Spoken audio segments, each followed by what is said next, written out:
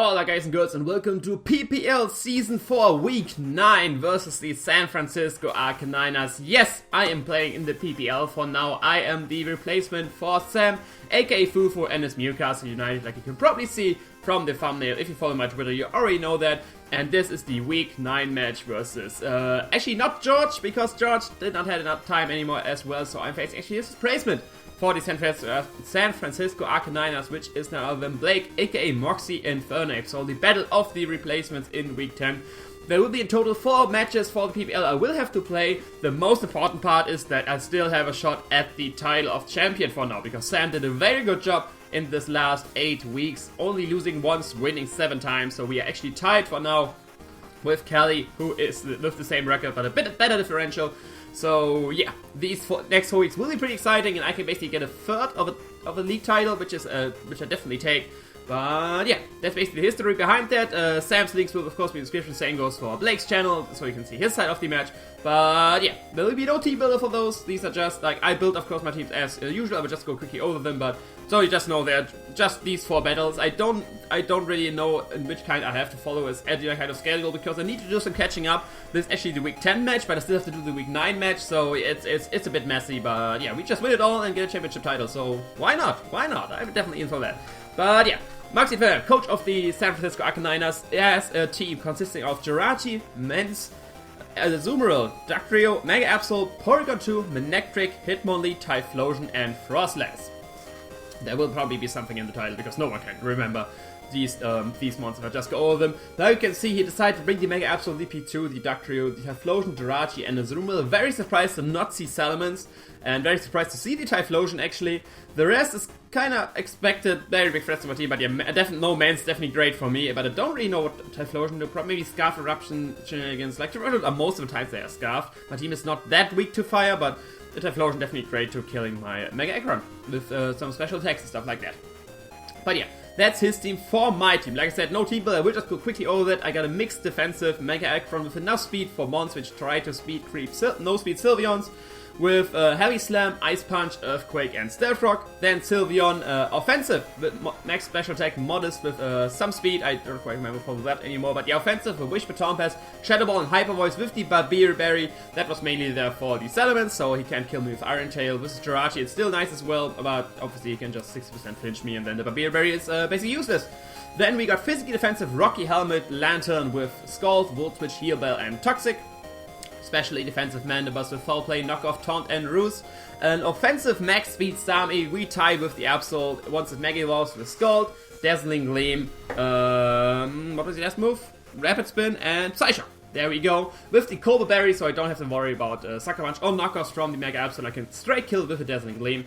Because of Analytic, if it's Analytic boosted, it will definitely kill, but if it's not Analytic boosted, because he doesn't win the speed tie, or he doesn't go for Sucker Punch, then I need some Rock damage beforehand. And as last but not least, is Spadef Talonflame with Bulk Up, Taunt, Roost, and the Brave Bird, because who runs a Talonflame without Brave Bird? Nobody, basically.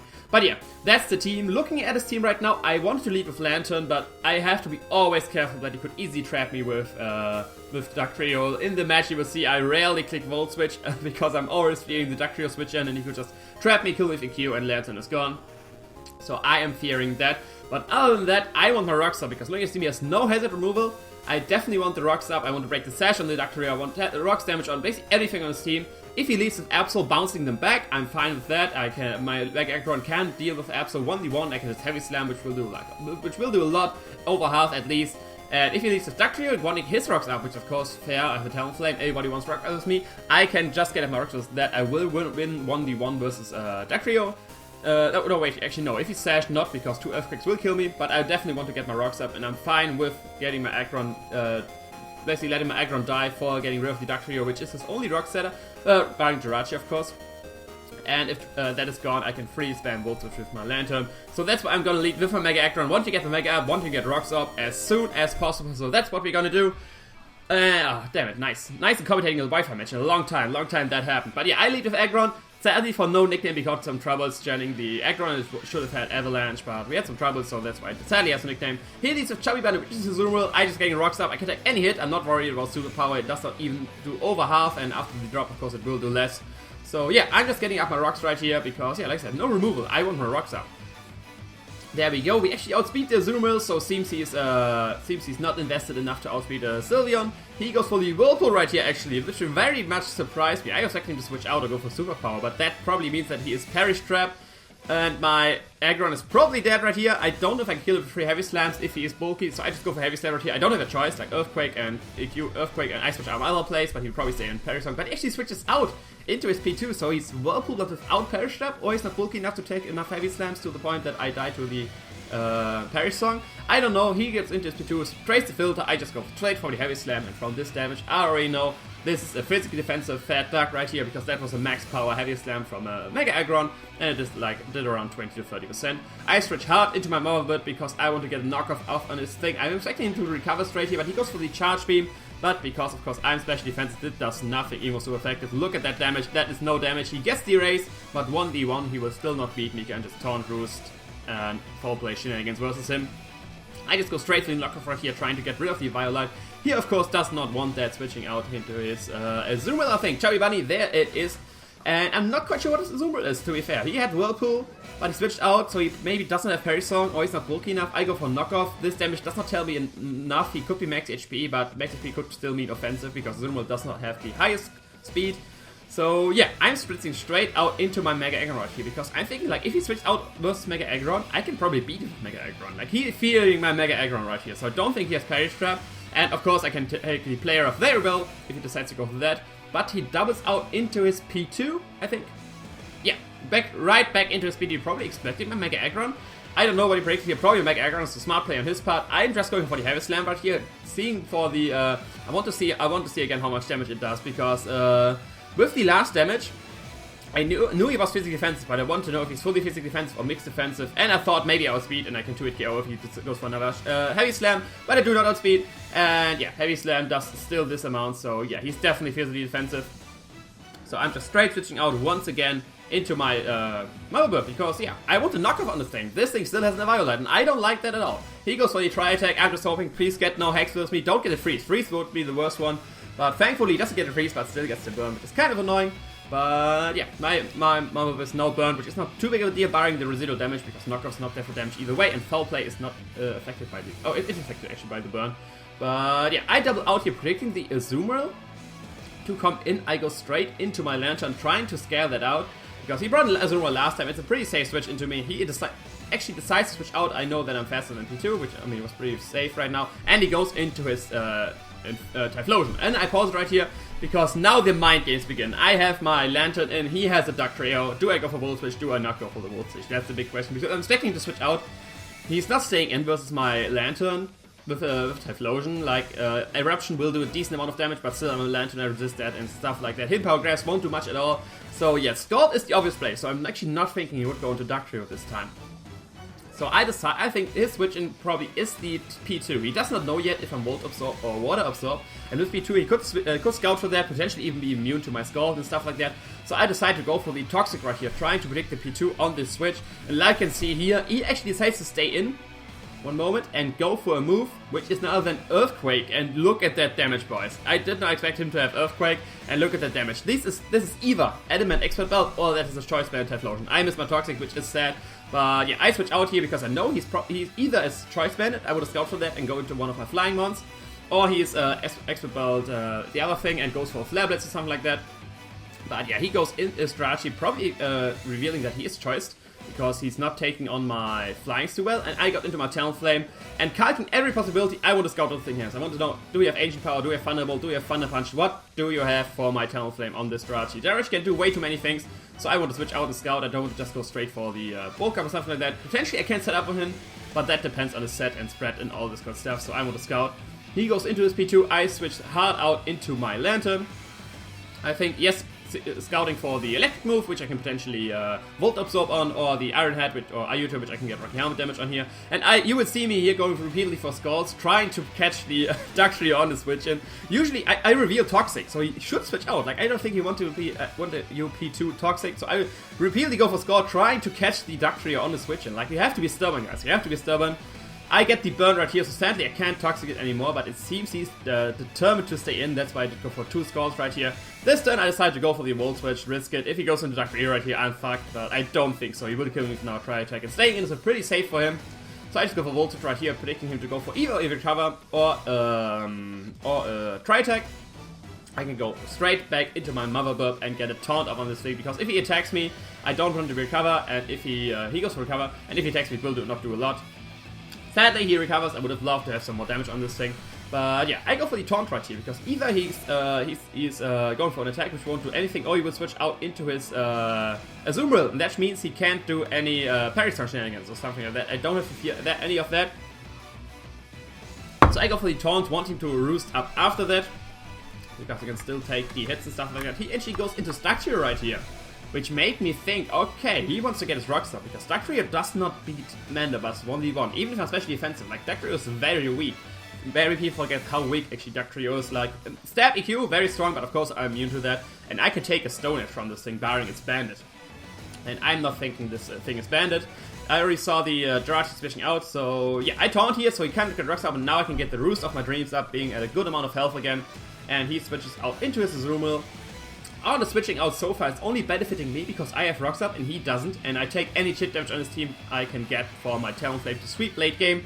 So yeah, I get the Roost of my Dreams out, back at full with burn, of course a bit less than that.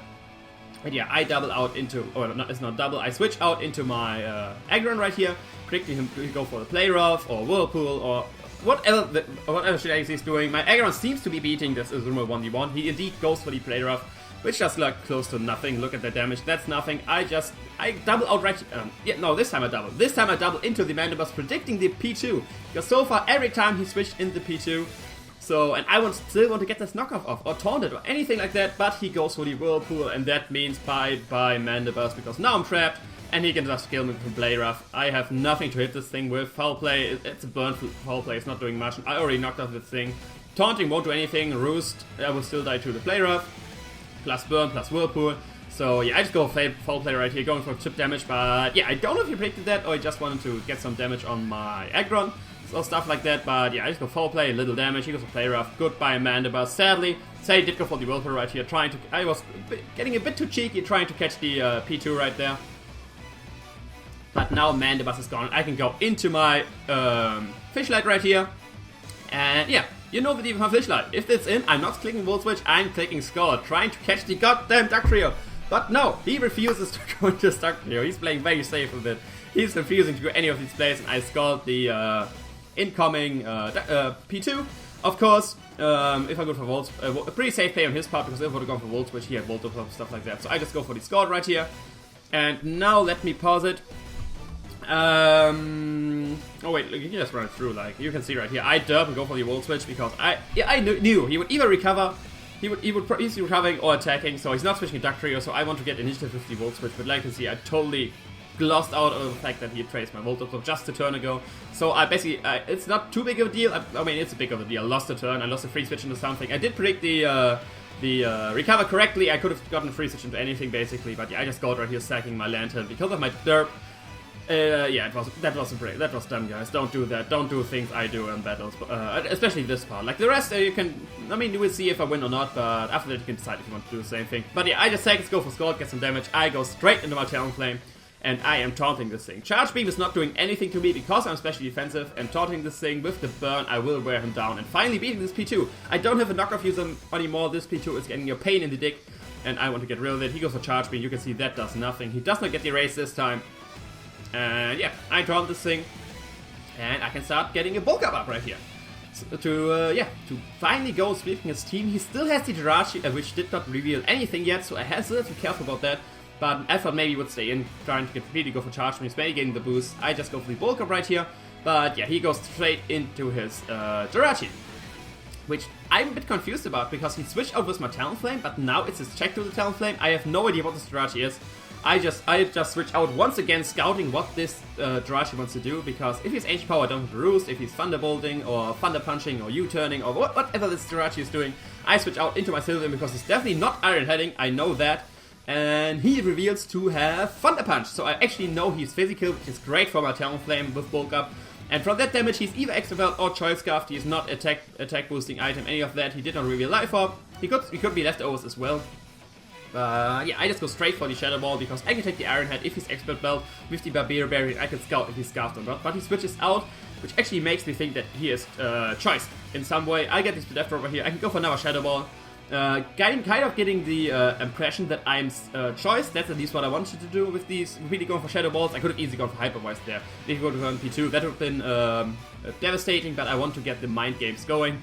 Here goes into Duck Trio. I can take any hit from this still, even if he's banded, and I just go for the Hyper Voice, killing this thing, not having to worry about anyone getting trapped, but he gets up his rocks, which is annoying. But not that annoying because I still have, of course, my spinner. I can go for Hyper Voice, kill this thing. Shadow Ball would have not killed this thing, sadly, so I could not risk going for that and keep the mind games going. Now he switches into his Typhlosion, which is very annoying. And I don't have my Lantern anymore, which would be my initial switch. I have now a bit of a mind game going, because if he is banded, I still don't know if he's banded or Adamant Expert Belt. So I could go into my Starmie, taking the most obvious play, which is the Flare Blitz. Banded Flare Blitz will do a lot to my Sylveon, and it will kill it from this range. And I could take it, I will outspeed it because I know he's not Scarfed, he has to be boosting item with Expert Belt or Choice Band, something like that. And get the spin of my dreams up or kill this Scald, but I can't risk the Wild Charge. If he goes to Wild Charge, my Starmie will just die. So I don't want to risk that, so I try to predict the Wild Charge right here, switching into my Mega Aggron. But like you can see here, he's actually not going for the Wild Charge, he's going straight for the Flare Blitz, which will do a buttload of damage to my Aggron. And from this damage, he could be still Expert Belt or Choice Banded, because of course it's still Expert Belt boosted with the super effective hit. Yeah, but my Aggron is so bulky, it actually can lift that. It actually can lift that, gets a lot of recoil damage on him. And now I can see, do he switch up moves, going for the Wild Charge right here? No, he goes still for Flare Blitz, which gives me the hint that he is indeed Choice Banded. I can't tell for sure yet, but it gives me a hint that he did not change up his moves. But now it's time to risk something. I go straight into my Starmie. I can scare him out with the Scald for sure. If he could try to predict my spin right here and go for the Wild Charge if he's not choiced. But I have to take a risk right now, and I go into my Starmie going straight for the Rapid Spin, because Talonflame, looking at how the team's structured of his, is my win condition, and I can't allow rocks on the field. So I got my Rapid Spin up. He actually decides to go into his Absol. I don't know if he could have taken his Scald, or if he was second this guy. I don't really know. I just get my spin off, which is great. Rocks are gone, his Rocker is gone. I don't have to worry about any of that. And I can just go straight for the Dazzling Gleam. Like you know, I have the Colder Berry, so I can take the Sucker Punch very easily. And if he doesn't go for Sucker Punch, I of course outspeed him because he is not Megaed yet. And even if he has Protect, I still have the Colder Berry, stuff like that. I can go for the Dazzling Gleam and just kill this thing off, which is great. Mega Absol gone, perfect. His only mons left are the P2, the Jirachi, and the Typhlosion. He goes into his P2 right here, and I hard switch into my Talonflame, trying to get the taunt off I need on this thing, because if he recovers up, it's gonna be annoying. With Analytic, his Charge Beams will do more to my Talonflame, and actually potentially cannot set up on him, depending on how many boosts he gets with Charge Beams and stuff like that, because if I ruse, of course, Analytic will activate a return. But yeah, he goes for the recover, and right here it's time for a play. The opponent right here, the obvious play is to going for the taunt, not allowing him to recover up, or going for the bulk up. I don't know yet if Jirachi is choiced or Expert Belt. If he's Expert Belt Thunder Punch, I need 2 bulkers up to basically beat it 1v1 with my Talonflame. Roosting, bulk up, Brave Bird. So that Thunder Punch is not a 2-hit KO on the turn I do not roost. If he's Choice Scarfed, 1 bulk up is already enough to beat it with Talonflame 1v1. Since I do not know yet if Jirachi is Choice Scarfed or Expert Belt, I do not want to risk my win condition. So right here, his best play is obviously going into his Jirachi, predicting my bulk up, predicting my Brave Bird, or my Taunt, or basically something from my Talonflame, and start beating it down with Thunder Punches and stuff like that.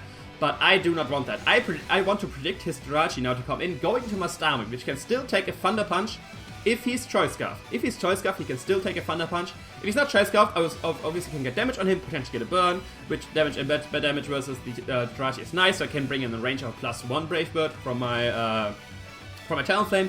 If he's Choice Scarfed with my Starmie, he will of course outspeed me, probably go for U-turn or Thunder Punch, depending if he thinks he can kill me. And if I go for Thunder Punch, I live, I can get a lot of damage on him, knowing that he's Choice Scarfed, and go into my Sylveon, which can still take the hit and kill it. Or next time Talonflame goes in, get to +1 and win the game.